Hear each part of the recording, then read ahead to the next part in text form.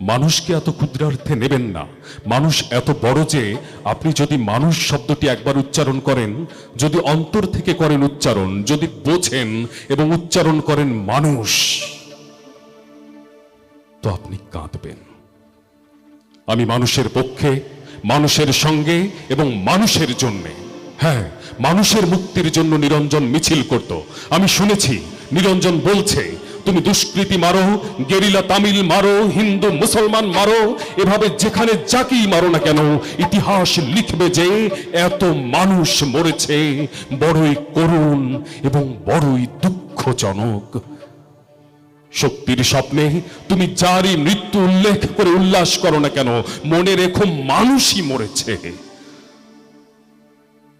এই ভয়ঙ্কর সত্য কথা নিরঞ্জন বলেছিল, মিছিলে হাত উঠিয়ে বলেছিল, এভাবে মানুষ